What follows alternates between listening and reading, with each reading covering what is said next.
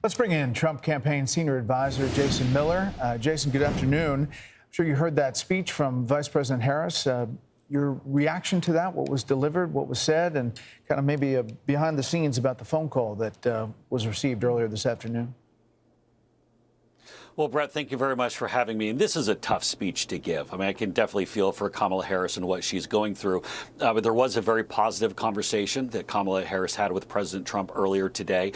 And I guess this is where I felt that Kamala Harris's speech left a little bit to be desired. There was the initial comment helping with transition. But what I would have liked to have heard is something about working together with President Trump for how we deal with some of the crises that are impacting our country right now, whether it be the economy, whether it be the border, whether it be these international threats that are upon us. And instead, I felt like this sounded like someone who wanted to set their political future very much on the front burner so people knew that she was going to be back in politics. Now, to be clear on this, Brett, this speech may have been Kamala Harris's moment, but this election is President Trump's time.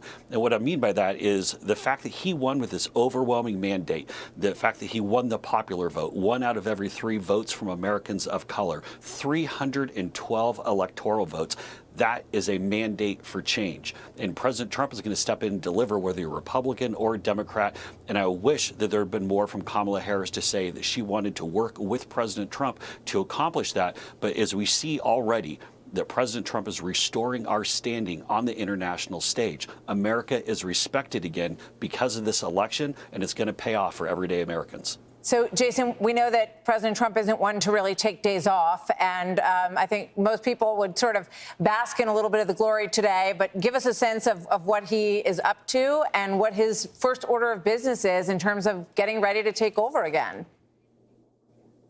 Yeah, great question. And this is, I think, one of the keys for President Trump and why so many Americans voted for him was because he can step in and do it in day one. He doesn't need to figure out who the leaders are of other countries or how to go and put his operation together when he heads into the administration. He knows exactly what he wants to do. He knows many of the people that he wants to bring with him.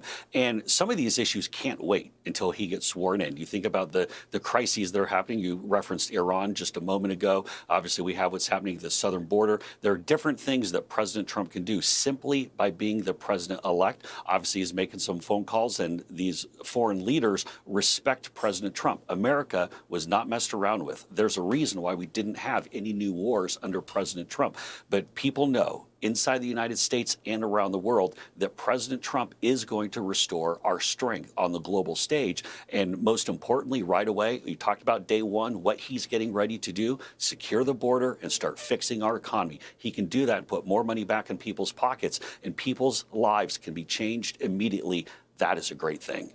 Jason, there's reporting that Special Counsel Jack Smith is trying to wind down these 2 cases against the president-elect before he takes office. Our colleague Mark Levin sent out all cases against President Trump must either be dropped by prosecutors or dismissed by the relevant courts. For a half century, it's been the position of the Democrat and Republican administrations that the DOJ cannot indict a sitting president. This position has been justified. Where are you on the legal actions and what he faces coming ahead, and what's the transitions plan here? Yeah, so this ultimately won't be a function of the transition. This will be a function of the president's legal team for those issues. So I don't want to get too far into that. But I think the overwhelming victory that President Trump had, this landslide national referendum for change, to say that hope is back in America, that shows that Americans reject the weaponization of the justice system, as we've seen over these last few years. People are tired of the nonsense. They're tired of the political games. They're tired of the witch hunts. They want to see their lives improved. That's why he receives so many votes, and that's where I think this is going to go as we move forward from now until January 20th. Jason, on a personal note, you have been alongside President Trump for many years now. So what was it like for you to watch this political comeback, having been, I remember seeing you downtown in the courthouse, through the conventions, all of this? It's been really an incredible ride. Assassination attempts. What does it feel like for you and for the rest of you who have stuck by him all these years today? Well, it's exciting, but I think it really speaks to the serious situation that our country is in. And I think it shows that so many people realize that despite the everything that could have happened, I mean, assassination attempts, as you talked about, the other issues, the weaponization of the justice system, but the thing that always made President Trump stand above all of it was the fact that he delivered with such massive success in that first term that people looked and said, we're going to block out the noise. He is the man. He is the leader that we can count on. That made it really special. Jason, thanks so much for being here. Thank you, Congratulations. Jason. Hey, Sean Hannity here. Hey, click here to subscribe to Fox News YouTube page and catch our hottest interviews and most compelling analysis. You will not get it anywhere else.